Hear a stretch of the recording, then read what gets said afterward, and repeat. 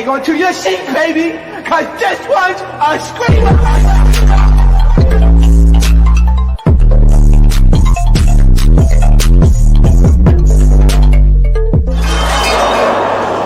Are you not entertained? Are you not entertained? What is going on, Entertainment? So I'm coming out with another video. So in this video, we're talking about Pop the Balloon, how the Pop the Balloon has gotten into a lot of controversy lately. Is it being gentrified? And what you guys think of the Netflix version of it, which I did watch and check out. Before I get started, make sure you guys hit that like button, hit that subscribe button. Let me know what y'all think about this video. Now, I watched it and I didn't like it. Let me tell y'all why. It gave me Love Island vibes. I've watched a few episodes of Love Island, and just the way the colors were, just the way, and I'm not talking about the people, I'm talking about the set. Just the way that the colors of the set were, it was giving, y'all ever seen that Metro PCS, Yada Yada Island? It was giving Yada Yada Island. Y'all ever seen that Metro CPS commercial with Amara La Negra? It was giving a little bit of that, like a spin-off movie long version of it. I feel like what's wrong with the Netflix version is the little nuances that the YouTube version has. I love the fact that Arlette goes up to them face to face. It's a lot more intimate. The Netflix version feels a lot more reality based. Y'all get what I'm saying? It's not supposed to be a reality show. It's supposed to be a dating / meetup, I want to find the love of my life type of show. It's not like, it felt like a reality show. That's just how I feel, okay? It's missing the nuances like Arlette walking up to the cast, each person, guest, with the mic, and the camera panning up and down, right? Little nuances like that. A nuance of this, where Arlette puts the mic to their face, or they have the mic in their hands and they start talking. They're like, well, you know, I do. And then Arlette goes, like, that to me is funny. I'm going to laugh at that because it's just a little thing that we see every episode, because people know that go on there, they don't pay attention that the mic is into their mouth. And Arlette go, I gag every time and cackle every time that she does that. It's little stuff like that. Little situations like Arlette's face, her reaction to it. Y'all may say, oh, you know, but Arlette's the executive producer, you know, she still owns the show. Yes, but we still miss even her reactions to some of the answers too. They could have at least had the host to where the host has the mic and goes up to them individually and give their reactions. For what we see on Netflix, they're mic'd up. I do feel like people, though, are not giving the show a chance enough. It's the first episode, y'all, so let them at least cook. The fact that Arlette is executive producing this project, I want to support it. Now, I'm not going to recap every episode now. I never recap the YouTube version of Pop the Balloon. I don't really plan on doing the Netflix one unless something does happen to where it does cause controversy. I'm not going to do that. But I do feel like I am going to tune in just to see what's going on with it each episode. And I do feel like America and social media is going a little bit overboard because they act like this was like the worst thing they've seen in their entirety. Now, I don't think it was the best thing ever, but I damn sure don't think it's the worst thing ever either, okay? Now, Bananas. Mind you, the casting is very, you know, multicultural. They have like more white people than usual. We've seen one or two maybe on Pop the Balloon, but most of the time, Arlette usually, you know, casts black cast members. You know, she's looking for black people that's finding black love. You know what I'm saying? There might be a little bit of mixed race here and there, but that's usually what she does cast for. Now, I think that's a part of why a lot of people were sort of like thrown off when they saw the line of girls for the episode, because we even had, you know, which I found her to be so corny, okay? But she was so pretty, right? Miss Rapping Blondie, okay? When she started doing her little rap and started bopping up and down, I said, oh my God, here we go, here we go, here we go. You feel me? But I do feel like some of the girls that they casted for this episode, they were good picks, okay? So Johnny comes out doing some little weird shtick, little move like a snake, okay? Hips don't lie sort of move to the set, all the girls are like, what the hell? They pop, pop, pop, pop, pop. It's not like a gun range. They just start popping, right? So he gets on there and the host is just like, what are you doing? Like, why did you do that little weird thing? He's just like, this is Johnny. Well, I just want to come out here and just do my thing. And like, I wanted to peep out. They were going to really set me up with some good girls. First of all, Johnny, this isn't CBS or MTV, babe. They're not used to your shtick. I think this was a wake-up call for Johnny Bananas. You are not the guy that you think you are, okay? Those years are long gone. And by the way, y'all, side note, I'm gonna go off track for a little bit. Johnny, I'm gonna need MTV. Y'all gonna have to give up the challenge when it comes to Johnny. Johnny been on there since like 1995. There is no way he is still on the challenge in 2025. It's like ridiculous. I heard he's on one of the newest challenges, and y'all know how usually the OGs last till the very end. He was one of the first few to go home along with ET. Like, that may be a sign to put your feet up, Johnny. I mean, your back is going to start aching. Like, what are you doing? You know what I'm saying? But the economy is so bad right now. These girlies are never going to stop competing for these shows for money. It's just not going to happen, okay? The women were really beautiful. I will say that, okay? And then, like I said, the casting, I feel like, was getting a lot of criticism because it was giving Love Island. Yada, yada, island, okay? So let's get to the tree comment. I don't think Johnny was talking about the black girl. I rewinded it by like 30 times. Because if you watch it closely, I wish I could play it with it, but copyright is YouTube, no shade.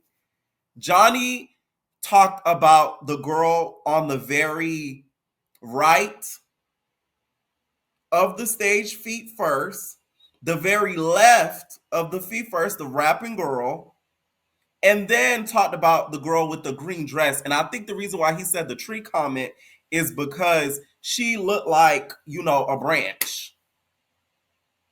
That's why I think he said that comment. Y'all, I'm not even a Johnny fan. So don't think, oh, you coon it. No. I really do not think he was talking about him. And he was talking about her. Do I think Johnny is a little ignorant? Yes. Who is it on the challenge that's a little ignorant? Let's keep it a buck. No wonder they only cast a few women.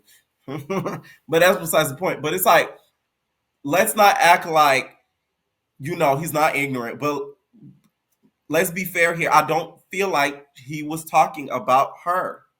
Because if you look at it too, she'll even say, you talking about me? Like, she wasn't even sure. And the girl was also looking at, the rapping girl was also looking at the girl with the green dress's feet. So I feel like, just from my observations, he was talking about the girl with the green dress. Because she was dressed like a bamboo. It's no shade. And the girl that was dressed like a bamboo was Caucasian. She was white. Okay? Now, what I'm going to call Johnny out for is some dumbass that you did on Twitter. Why these girls are so pressed by Taylor, I will never know. It just is. Now, Johnny has done some questionable things, don't get me wrong, which teeter on the line of racism. So if he was talking about the girl, I wouldn't even be surprised if he was talking about Sheila. By the way, Sheila, you belonged on the YouTube version. It's no shade. Sheila, let me tell y'all, Sheila had the ignorance of the YouTube version of Pop the Balloon. That's all I'm going to say. So this is an incident that happened a little bit ago with Taylor saying that yellow fruit man pinned a tweet to his profile at 8 a.m. saying he was looking for engagement. And by 3 p.m., you all gave him exactly what he asked for. I don't want to hear a single word if he somehow pops up on every show in the conversation. And then Bananas ended up putting banana emojis and a gorilla emoji, which was very suspect. Okay, it was very like Cardi B moment. That in itself could be arguable as well. Not defending him, but I'm just saying, like, I could never sit here and say he's not ignorant. It kind of reaps on him. Now, Johnny did his due, which I didn't think was smart. And, he went on live on social media with Leroy. If y'all don't know Leroy, you guys, and him have been on challenge for many a years, which we all know Leroy has been one of the few black cast members that all usually gets for the challenge. He went and defended himself on his own platform to address the whole situation. Now, you didn't have to put Leroy on that part of you addressing the whole controversy. Is that supposed to make us feel better? that you got a black ally. Like it's just like, girl. The girls are very crafty and strategic. Cancel culture is still alive and well. Hasn't gone anywhere. Yeah, I didn't know. I don't believe in cancel culture. Well, I just want you to know that only when it pertains to me. Yeah, well, when it pertains to me, I mean, as it generally does, like it does right now. I'm embroiled in. I don't know if you could believe this, but I'm embroiled in yet another controversy. No, what happened? You want to talk about it? I mean, I think we should. I think we should talk about it. I think you know. I think you saw the clip already. I was on this show recently called Pop the Balloon, which was essentially, I didn't know what this was before I did it. It was essentially me walking out onto stage into a firing squad. Okay. I literally felt like I was in a firing squad. Like you walk out and there's girls, and instead of shooting guns, they like pop balloons. Yeah, I know what it is. Did you say guns? Let me stop. Half of them were gone. Half my balloons were gone before I even made it to the stage. One balloon left. That's why they popped them. I would insult them in some way, shape, or form. He asked me of the girls that, I mean, they'd all popped at this point, if there was any that I was attracted to. So obviously, what do you and I have in common when it comes to features that we find attractive on females? Toes. Pretty toes. I love some pretty toes. I'll do it right. Get you every time. Look at, I'm sorry, I'm not sure who cast this. It looked like they put out a Craigslist ad for like influencer rejects, and then this is like the crew that showed up, right? Yeah, look at this guy digging himself in a deeper hole. So, buddy, so I'm looking down because the only thing I can think of is like, all right, who's got the prettiest toes here? And I look to my left, and there is a girl that's dressed like a tree. I mean, she had like, that's the only thing I remember. She had this dress with like leaves on it. And I'm like, this girl definitely doesn't have pretty toes. She looks like she sleeps hanging upside down from a tree. Like a bat. Somehow, because of some camera angles and a lot of misinterpretation intentionally out there in the social media world, it went from me talking about this girl dressed in a dress that looked like a tree who happens to be white to then everyone made it about me pointing to the girl next to her who happens to be black, and somehow then turn that into a racist narrative. So there's that, and that was his explanation. The video is on Twitter. He goes into more detail about it. Like I said, I rewinded it, and I do not think that he was talking about her. I feel like the camera angle and the cameraman failed because he should have went up and down on, the bamboo dress girl. Okay, but I do feel like Johnny does have, some level of ignorance inside of him that comes out every once in a blue moon. All right. Now, also, just for the whole episode in general, I feel like the nuances, like I said, they were missing. I wasn't fully entertained. There was many times I kept going on my phone because it was not interesting me. It didn't keep my attention for long just because of, the personal touch, the walking up to each contestant, them already being mic'd.